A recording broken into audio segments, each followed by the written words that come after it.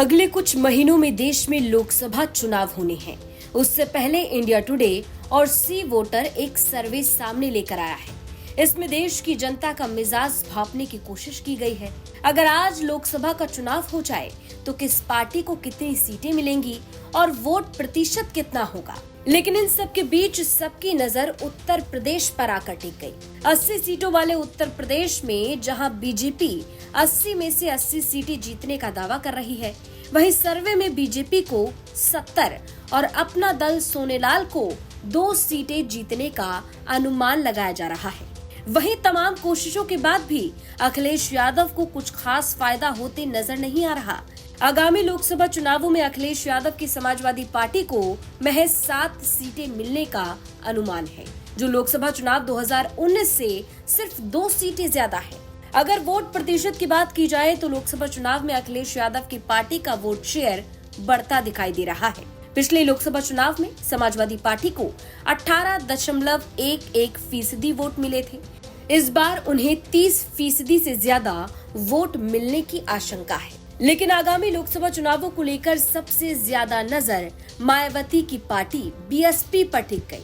India today और सी voter के सर्वे की माने तो आगामी लोकसभा चुनाव में मायावती की पार्टी को 8.2% वोट मिलने का अंदाजा लगाया जा रहा है।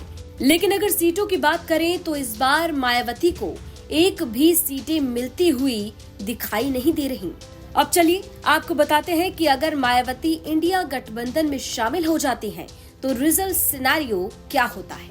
इंडिया टुडे और सी वोटर की माने तो आगामी चुनावों में अखिलेश यादव की पार्टी यानी समाजवादी पार्टी को 30% वोट और कांग्रेस को 6% वोट और मायावती को 8.2% वोट मिलने का अनुमान लगाया जा रहा है।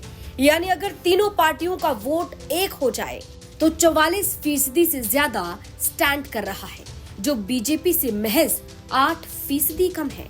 इंडिया टुडे और सी वोटर के सर्वे में भाजपा को 50 और अपना दल सोनेलाल को 2% वोट मिलने का अनुमान है। बता दें कि इंडिया टुडे और सी वोटर के सर्वे में 35 से 38 हजार लोगों से बातचीत की गई है। इस सैंपल का साइज 1,49,092 है। इसके अलावा सर्वे का समय 15 दिसंबर 2023 से 28 जनवरी 2024 के बीच का है, जो देश भर के 543 सीटों पर किया गया है। ब्यूरो रिपोर्ट यूपी तक।